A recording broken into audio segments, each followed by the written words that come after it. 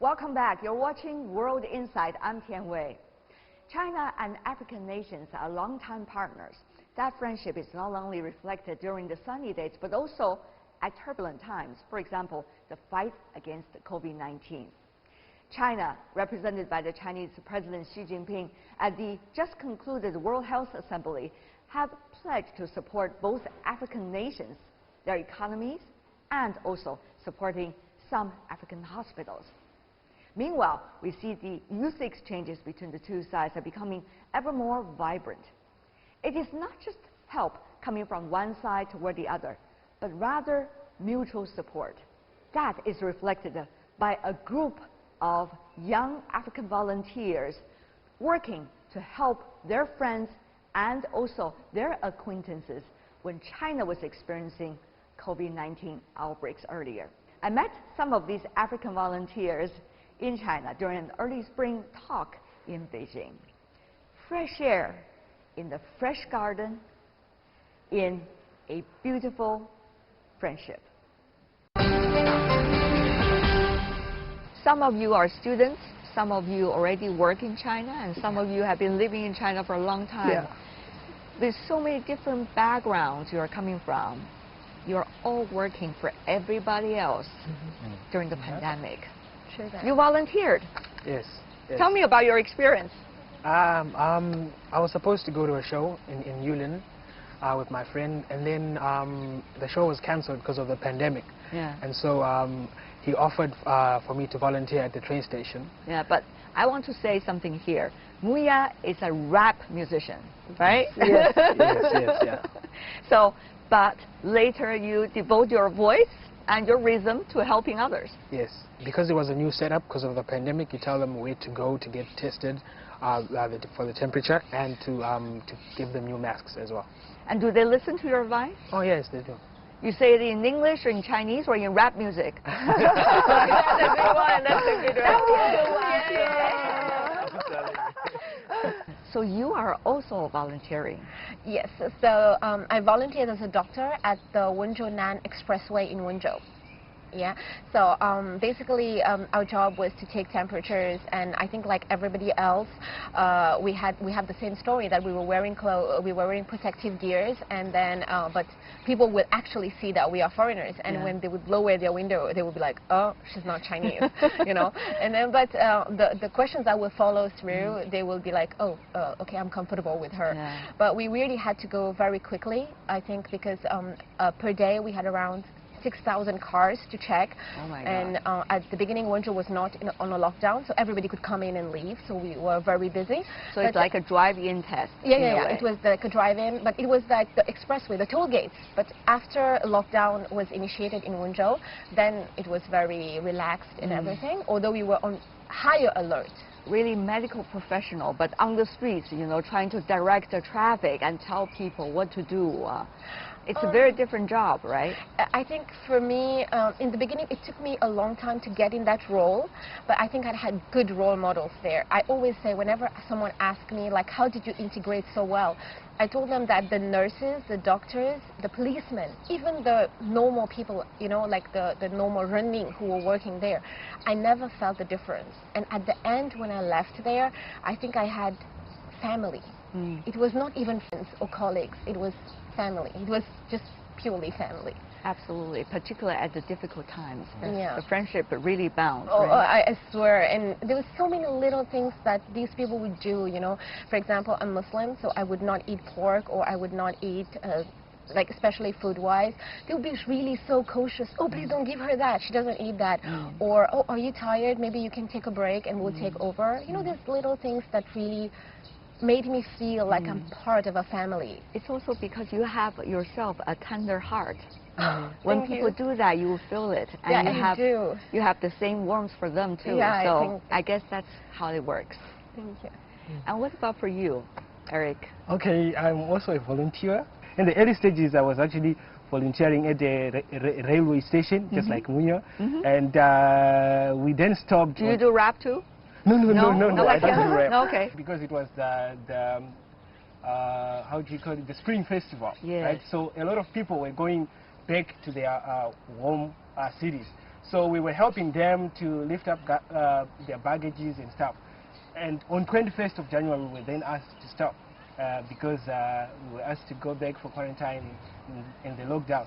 And then the medium stage, that's when I started helping out, like trying to develop awareness to students, raising awareness. I wrote articles, like 4 articles, and also I wrote a letter to the police and the doctors, nurses, appreciating their efforts. In the medium stage, Try to encourage the morale in a way. Huh? Yes. So even now in our school, we also composed a song. Although I'm not a singer, I just managed to organize several students. We composed a very, very nice song by the name We Are Together, showing our love for those who are working in the front line of the battle against the COVID-19. Ich weiß, gerade sind harte Zeiten, aber wir stehen das gemeinsam durch. Und gemeinsam feiern wir, wenn das alles vorbei ist. You wrote the song? I was just a director. Oh, you were the director? Yeah, Okay. I was just That's learning from you. That's an interesting job. I was Okay. just a director, so I directed the song and it was very nice. Hey, how are you? I know this day seems so hard. You worry about those overwhelmed heart. Hey, tovali na yo, ozali yo mon côté. Quand il plaît, quoi et cherche la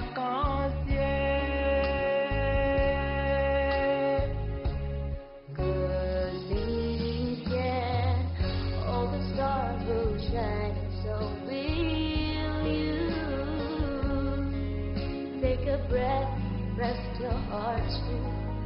Take my hand, we'll just be beside me. So actually this period of pandemic has brought to you a totally different experience in a way, right? Yes. Something very different from your earlier part of life when you were in China, right? Yes. It's a very different way of looking at the Chinese and the Chinese society, and maybe also yourself, Yes. how you function during a very special period of time. Yes, yes, indeed. What about for you, Maria? You've been here in China for a long time, Yes. 16 years I heard. Yes. What does this mean, this period of time? Actually, because of my past experience with 2008 being a voluntary somebody in the disaster. Wenchuan earthquake. Yes, Wenchuan earthquake. So I have some experience, my own technique I used to bring people together and to calm them down. What are the techniques? We want to learn. So a lot of people that think that they left out, or they are alone, they are in their house, they cannot see people like they used to see on the TV, because they used to see me on the TV. So they saw me like being like somebody voluntary down, checking their temperature, bringing their food to their door, and sing for them. When I arrive in their door, I will stand there and sing for them. Wow. There's an English song that says, this is the way we wash our hands, wash our hands, wash our hands. Ah, okay. This is the way we wash our hands when you come outside. This is the way we daiko chow, daiko chow, daiko chow. You want to use your advantage as a celebrity, Yeah. particularly as a foreigner in China, to make sure the locals also bear in mind some of the most important principles. Yes. Do you think that's successful practice? Yes, it's a good one, because I try to bring different embassies too, ambassador's wife, because I am inside the Commonwealth Association. Immediately this happened, they know I am voluntary down in my area, so they asked me, what are we going to do, because you know how to arrange everything. I said, first, I'm going to write a song, and we're going to do this song, and we're going to donate money to Wuhan Hospital. Yeah. I designed a music, then I told all the ambassadors' wives, there are different countries, some of them are different countries, then I told them that we need to use African kids, writing to all the kids in China, or the old people, Chayo Tungo, you can do it. So different schools from different countries write and send their pictures and videos. Wonderful. So I edit those videos and put it together, and we donate like 200,000 to the Wuhan and hospital, all the ambassadors' wives. So yeah, and the song together packed, and we just show it on the I think it's China. I don't know if it's China Association or something like that. I took all the ambassadors. They were scared to go out. I said, we have to do it. We went and give those love, and people saw it, and they think they are not left out. Even they are at home. They saw the videos. They saw the people downstairs helping them. So they think this is a family job. We need each other. We always feel when we were quarantined. Lonely and alone. But actually, once we extend our hand to the others really feel the warmth. Out. Yeah, exactly. Particularly that critical moment. What about for you, Brett? Yes, for me, being a doctor, you also want the best care for patients, and you want things to go smoothly. But due to the sensitive nature of the virus, and because we don't know anything about it, it's a novel coronavirus, we don't know anything about it, we had to learn and also teach at the same time. So I was involved in my community at Wenzhou Medical University, the Chashan campus, and I was in charge of all the voluntary moments and capacity in that area. So that is involved of the daily temperature checking, the distribution of masks and PPE to our doctors on site, and we also treat any low-level cases that do not need to go to the hospital, so they might not go to a very, infected area. So that they can stay within our area. We will have equipment and certain materials delivered to us, and we will help them. So you know how to say everything in Chinese for your area, right? Yes, that's correct. Amazing. Yes, yeah. I've been in China for 9 years now, so I love also the language and the culture. So speaking Chinese becomes second nature because we are in the environment. Yes, so if I believe you cannot thrive in the environment if you do not absorb what is around you. So how about the kids when they were listening to your Chinese and they were looking at this quite handsome doctor, even with the masks? Yes. How did they react? It's not easy for them. It's really not easy because they're very scared. Usually when we treat the pediatric patients, we will hold them. We'll carry them. Sometimes I'll carry them on my back or something and play with them. But you cannot do that because we can't have physical contact. So how do you do that? Everything is by speech. Everything is by speech or by song or by mime. Something to do to just uplift them. What is the most magical way? I'm sure you have it. Yes. You just don't want to share with us yet. Actually, sometimes when you make a funny face or you open up your eyes or do something very funny for the kids, they'll start laughing. And then once you just open that door, the rest is much easier for you to do the rest of the test. So yes, I think it's really important. We've learnt a lot. All of us being students and workers in China, when you asked the question before of, has things changed? For me, it didn't change. It was just showing how great our system was in the beginning. Because I believe the way we handled the situation, especially in my city, I can speak about my city because we saw everything firsthand. And the way the people obey when we've given a rule is very important because this is a global issue, and if we do not obey the leader's advice, then it will all descend to chaos. How is this pandemic changing you? I mean, I feel this has changed me at least a little bit. I feel closer to China. In the beginning, I used to say, China is my home, China is my second home. I always used to say that. But after the pandemic, I think I really just feel like this is my place, this is my home. I feel closer to the people. Like, I think we went through such a chaotic situation together. And when you go through that proportion of thing, I mean, automatically we all bond. Everybody will agree. You bond. I mean, the Sichuan earthquake for you, I mean, I think that was your first experience. And I think you automatically bond with the people. And when you come out of it, you really feel like you are just one, right? I mean, that's how I felt. Exactly. Brett? Yes, for me, I think how this whole pandemic has changed me, number one is gratitude. And I think a lot of people take things for granted. Take things that, like today's beautiful weather or seeing these wonderful volunteers today. It's about appreciating the small moments in life that you have. And sometimes because of the fast-paced, express way of life that we live these days, we don't have that time to, press the brakes and introspect and say, wow, I'm really grateful that I've been through this and I'm still alive, I'm still healthy, and I can still help my people more. I have been here and I've seen how wonderful the Chinese people have really, you know, expressed love for one another and love for even us. We're not Chinese, but it's like we are adopted Chinese. I know, that's a good one. Yeah. And I think it's so important for people around the world to know that don't point fingers at other people when you don't know the real situation. Maybe you've never even traveled to China before, and you're saying all of these harsh things. We've seen a lot of harsh news about a lot of people pointing a lot of fingers, and I think, as my colleagues have said, dissemination of true facts is so important, and being able to check, recheck, and even recheck again the facts before posting is so important. When we hear something, do we actually check, is it true or is it not? And if it's not, why am I saying it now? And so I think that's really important. So being grateful for where you are and being able to also share and collaborate with others. Yes. And because when we share information, we grow, we increase, we move together towards a better future for everyone. We've been a part of people who are making a solution, who are making innovative ideas to deal with new problems that have come up in this whole pandemic. You know, there's new industries that have been born, like online learning, like food delivery, that maybe China has been doing but other countries have not been doing. So we are kind of transporting the same model with our own characteristics and our own thinking and helping our families and our loved ones at home as well. Beautifully said. Maria, what about for you? What have you learned? Just like the first time I told you, the earthquake in Sichuan. I think Chinese people, I always say, when they ask me, anytime they interview me, what do you think? I say, Chinese people, their hearts are just one. All of this.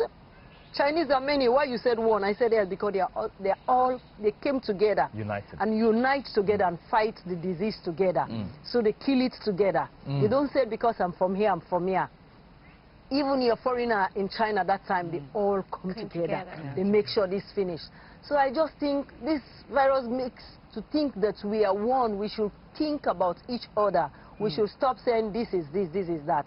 We should just think the world is one. We just have a short time to live and enjoy it and make good use of it and live as a family. I don't know about you, but I really feel out of these few months, I just don't want to waste a second. Right? Take every opportunity. Don't take away my precious time. I want to be with the right people, talking about the interesting things and enjoy life. And do you know what, Wei, actually, like, when I was seeing Dr. Sumaya's work, I was also inspired and also seeing all of my other colleagues, because doing content for social media is not easy. Oh my God. It's not easy because we're just volunteers and doctors, but then now also we've been all asked by our national governments to also help to transmit our own stories. And now we had to learn how to be a vlogger. Oh my God, how to take videos. That was the hardest. How to do, it's not easy at all. It's really not easy. So we learned new skills. 宇宙自该和电波，沙尘自雄和荒漠，无论怎地无虚无，自我最头脑无过。 I'm glad that you know a little bit more about the difficulties we are facing every day. I never knew my phone That's what had I these wanted to options. mention, you know. I was like, Empathy is another thing. Yes.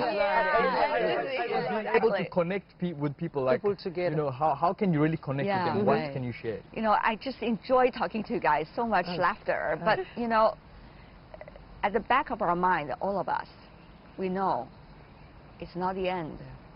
Actually, we're still in the very middle of it. It is going to African continent. The number is rising. So how can we help? We don't want to leave our brothers and sisters back on the continent, you know, suffering from the pandemic. We hope it can be controlled. So how can we help? I think this is a teamwork, just like we work in China as a team. It doesn't relax just the government to do everything. You too have to work with the government. That's a really important point. You have to work with the government. The government are we are the government. So you have to come together as a team. Listen to the real media news as they told you to do. Especially the lockdown is very important. Maybe that's 1-2 weeks is very, very important, because it's a thing, it's a airborne. You just, anywhere you find people are together. And Africa, we are too close, like the markets, the hospitals, many people. As long as you work to the rules and regulations, then you will kill this sick. You will take it out of your continent. Is the China experience going to be of some help? Yes, I think so, because if you look at the model that we've created already. What is it? Our model already, for example, in our city of Wenzhou, city of 10 million people, already there are no cases again. 0 cases. And if we look at this, in China, it's not a relatively large city, but if you compare it to an African city, it's much bigger than most of the capitals of most countries. So we need to look at how we can effectively transplant that same model into our countries in Africa. And why should we do that? The first thing is we understand that the different infrastructure and the economic stability of African nations and maybe our cities are not the same. So there must be a dedicated approach to deal with this. So it's not going to be copy and paste. It's not going to be copy and paste. It's going to be a sensitive approach, but most of the basics, as what Maria has explained, should be same for everyone. And again, obedience. If we are obedient, you will eat obedient to the right advice. Obedient. You have to be obedient to the right advice, that's correct. And if the government is getting the correct advice, which they are, then it's also an opportunity for the governments as well to show their governance, to show their diplomacy in helping their people, and with also using our, our models. So as we said before, if we have the scientific data, if we have the research behind it, if we have all of these teams working together and collaborating together and sharing more information together, then we will definitely have the victory. What about the other doctor? Okay, Eric. Eric, go ahead. Okay. So I was saying, like, I'm agreeing with what Maria and Brett were saying.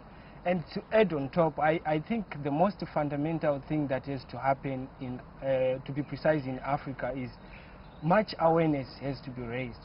You know, it's not everyone who is going to have that opportunity to browse from the official data sources. The internet. It's not everyone who has that opportunity to access the internet. So what should happen now is, like, besides the government, we as the people in the community, we have a role to play, right? Let's disseminate the information that we are getting from official sources to everyone. People might be there on those platforms like WhatsApp. If you have groups, share the information there so that they can at least get it. I can give an example here. We have some flowers over here. If it was only one flower, maybe it's difficult for us to see there is such kind of nice vegetation, right? But you put a lot of them, now it will be attracting. So someone might ignore information posted by one person. But if you see it's flooding the whole social media platform, you're going to follow it. One flower is not the spring. But when we have a lot of flowers, people know the spring has come and they know what spring is about. You are a writer. You are a writer. Okay, you're a writer. What about for you, Svaya? We need to sensitize the people before. I think this one should be people to people now. People to people, Because if I saw you don't put on your mask, you're coughing like this, I'll tell you, come on, don't cough close to me. Exactly. We remind each other, right? Remind each other. Very important. I told them, I think that we cannot do anything alone. In this pandemic, I saw something said that together, it's the first time in history that together we fall.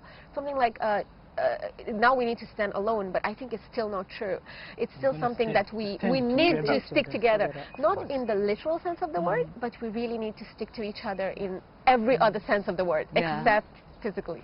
So if everyone can get out of the comfort zone, we use our skills, we use our expertise to help in the fight against the COVID-19. I think it will be a guaranteed win. I want to high five with every one of you.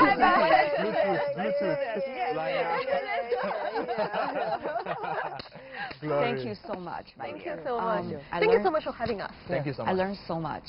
And the best wishes to you, your family, and your people back at home. Thank you so much. Thank you so much. Thank you so much. 谢谢。谢谢。